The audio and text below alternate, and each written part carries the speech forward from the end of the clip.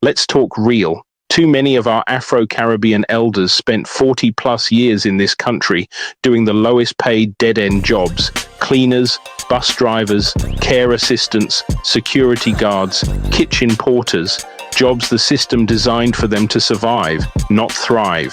They clung to faith and struggle, working their fingers to the bone, trusting that if they just stayed humble and waited on Jesus, blessings would come. Meanwhile, they paid tithes to churches that fed their hope, but not their future. They sent every spare pound back home to build a house they never got to live in, because by the time retirement came, poor health, broken promises, land disputes, or local corruption meant they stayed stuck in the UK, tired, sick, broke, still waiting for God to come through. Now they're turning to their UK-born kids, who are already drowning in debt, racism, and housing stress, expecting them to fix it, to finish what they couldn't, or worse, inherit the same mindset of struggle wrapped in religion. At some point, we have to say it: struggle isn't salvation. Faith without planning, without power, without purpose, it's just a trap. And the real tragedy? We're passing it down like it's culture. Wake up. No more cleaning the toilets of a country that never respected you, while praying for a heaven you were told to earn by staying silent. Build here, build now, build smart. Or repeat the cycle and keep calling it God's will.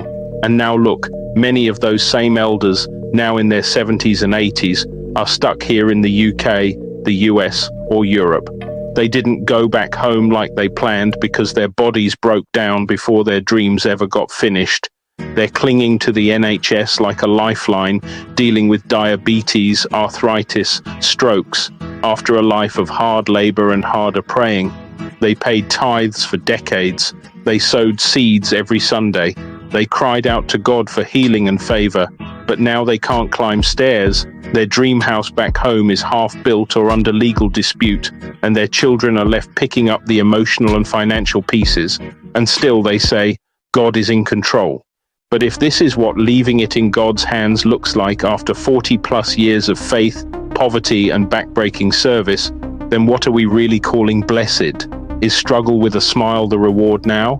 If the next generation follows this same cycle of suffering, submission, and silence, then what hope do we have?